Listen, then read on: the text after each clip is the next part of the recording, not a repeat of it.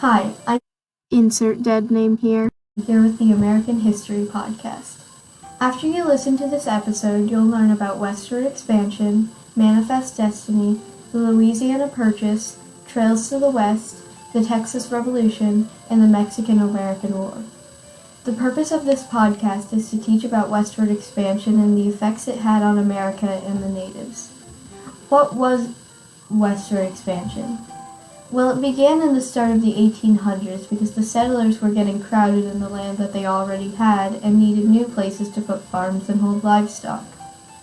This is where the idea of Manifest Destiny began. Manifest Destiny was the idea that America should expand all the way to the Pacific, which eventually did happen, but wasn't a good mindset because it moved people out of their homes. The Louisiana Purchase helped a lot of westward expansion begin, so let's talk about that.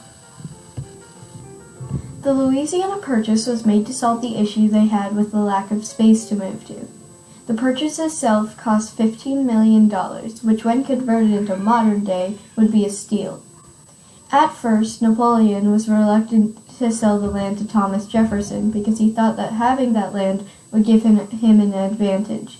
But eventually he gave in because he needed some way to pay off his ongoing war debts. The purchase was unpopular politically in Congress and barely won the vote, but turned out to benefit the nation. This purchase was important because it had several key places like the Mississippi River and New Orleans. New Orleans was especially important because of the trade and business that went on there. After the purchase was made, Jefferson had several expeditions made, the most famous being Lewis and Clark's. They were asked to look for fertile soil, minerals, climate, animals, and the tribes living there. This could help Americans move westward by having them know what the climate was like and to see what food they could grow there. It also helped them make many trails to the west that had all different purposes. There were 4 major trails to the west that all had their different reasons for making the trek. The Oregon Trail was as it describes, a trail that goes to Oregon. The people that made this journey were looking for fertile soil to plant crops and raise animals. The California Trail led people to gold in California. This was right around the time of the gold rush, so many people were traveling this trail to get rich. The Mormon Trail was a trail used by people seeking religious freedom.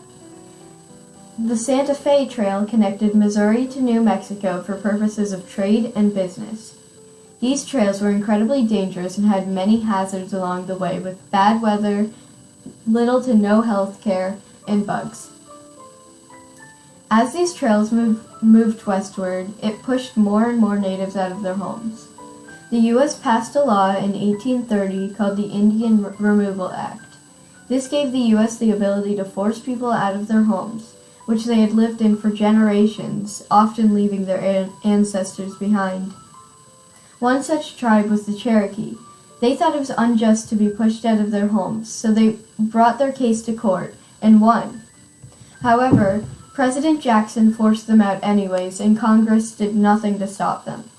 On the journey on the Trail of Tears, over 4,000 Cherokee people died. They had to walk all the way to Oklahoma in freezing temperatures and hot weather. It was an incredibly sad period in American history. President Jackson was also incredibly patronizing towards the natives. In a letter to Congress, he explains that what he's doing is helping them, and he calls them savages many times.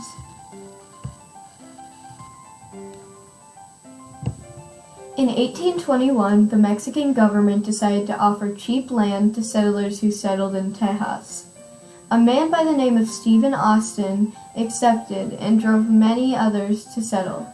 There were already Tejanos living there who were Mexican-born Texians, and this created somewhat of a divide between the Americans and Mexicans. A lot of Americans came with slaves, which was generally illegal in Mexico. This drove many Tejanos to move out, leaving mainly Americans in Texas. When Santa Anna came into power, he violated the Constitution. Stephen Austin went to the capital to argue for more freedom, but was imprisoned, angering the Texians. People in Texas began a rebellion, and General Santa Anna went out to crush the rebels on his own. He cornered the rebels into a fort called the Alamo, and after a while, he broke through and killed all the people inside. The Texans lost, but 6 weeks later they would gain their independence from Mexico.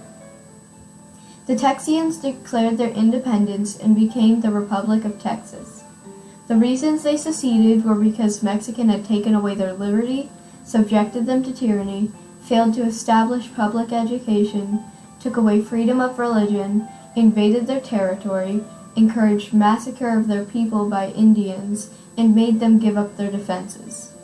Texas was an independent nation from 1836 to 1845, eventually joining the United States as their 28th state. The conflict of the Mexican-American War began after Texas had joined the U.S. There were border disputes because Mexico still claimed that most of the land that Texas had acquired during the Revolution was still theirs. Mexico claimed that the Nueces River was the end of their border, while America claimed that the Rio Grande was the end of their shared border. These boundaries were important because they had good places to settle, and many Americans were already living there. In 1846, U.S. Army soldiers were sent by President Polk into disputed territory near the Rio Grande River.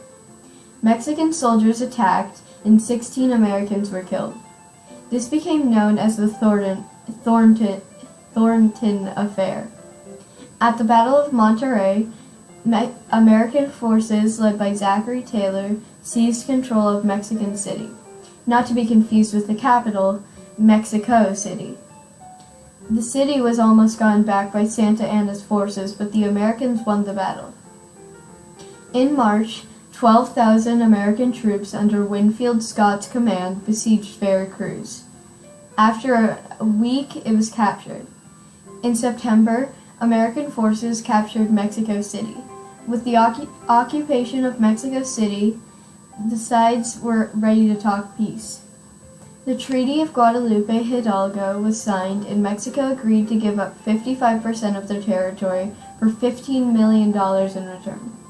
This territory was called the Mexican Secession and included all of California, Nevada, Utah, and parts of Arizona, Colorado, New Mexico, Utah, and Wyoming. The two countries were not friendly, but war did not resume. American settlers rushed to the new territories, and the westward movement was on.